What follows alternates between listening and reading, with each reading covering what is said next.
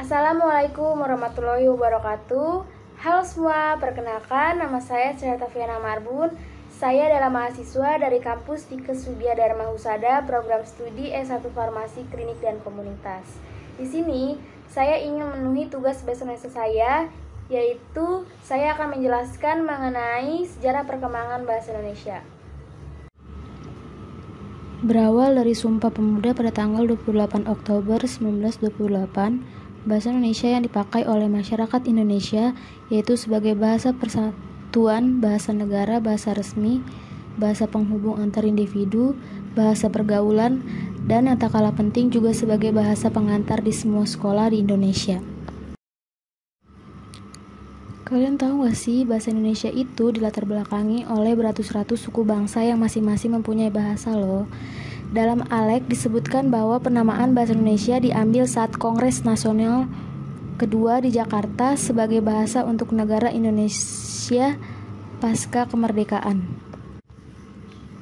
Soekarno tidak memilih bahasanya sendiri, Jawa yang sebenarnya juga bahasa mayoritas pada saat itu, namun beliau memilih bahasa Indonesia yang beliau dasarkan dari bahasa-bahasa Melayu yang dituturkan di Riau.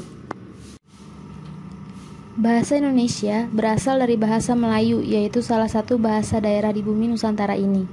Bahasa Indonesia digunakan sebagai salah satu alat untuk mempersatukan bangsa yang bersuku-suku, mengusir penjajah Belanda, dan meraih kemerdekaan. Tahu nggak? Ada beberapa faktor yang menyebabkan bahasa Melayu diangkat menjadi bahasa Indonesia. Yang pertama, bahasa Melayu sudah merupakan lingua franca di Indonesia, yaitu bahasa perhubungan dan bahasa perdagangan. Yang kedua, bahasa Melayu sederhana dan mudah dipelajari. Yang ketiga, suku Jawa, suku Sunda, dan suku-suku yang lainnya dengan sukarela menerima bahasa Melayu menjadi bahasa Indonesia sebagai bahasa nasional. Dan yang keempat, yaitu bahasa Melayu mempunyai kesanggupan untuk dipakai sebagai bahasa kebudayaan dalam artian yang luas. Bahasa Indonesia tidak muncul secara tiba-tiba dan instan, tetapi melewati proses panjang dan penuh perjuangan. Karena itu beberapa peristiwa penting yang berkaitan dengan lahirnya bahasa Indonesia dibagi menjadi 3 periode. Yang pertama, periode sebelum Sumpah Pemuda pada tahun 1928.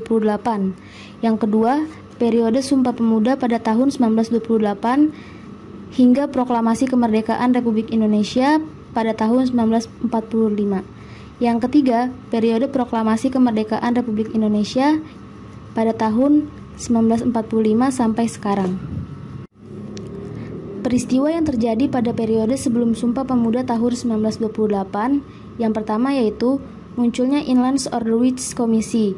Yang kedua, pada tahun 1901 disusunlah ejaan resmi bahasa Melayu oleh C.H.A. van Ophuijsen, dan yang ketiga bahasa Melayu sebagai lingua franca.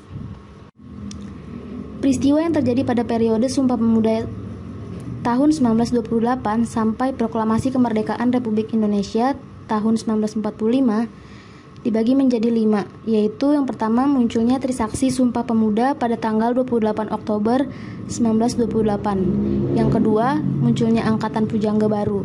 Yang ketiga, Kongres Bahasa Indonesia pertama yang dilakukan di Solo.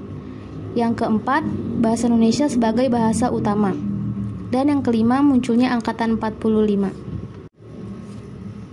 Peristiwa yang terjadi pada periode Proklamasi Kemerdekaan Republik Indonesia pada tahun 1945 sampai sekarang dibagi menjadi 5. Yang pertama, pada tanggal 19 Maret 1947 diresmikan penggunaan ejaan Republik atau ejaan Suwandi. Yang kedua, Kongres Bahasa Indonesia yang kedua dilakukan di Medan pada tanggal 28 Oktober hingga 2 November 1954. Yang ketiga, diresmikannya penggunaan ejaan bahasa Indonesia yang disempurnakan sebagai pengganti ejaan Suwandi. Yang keempat, menemui berbagai kesulitan. Dan yang kelima, Kongres Bahasa Indonesia yang ketiga pada tanggal 28 Oktober hingga 22 November 1978 di Jakarta. Dan dari saya, semoga bermanfaat, kurang lebihnya mohon maaf. Terima kasih. Wassalamualaikum warahmatullahi wabarakatuh.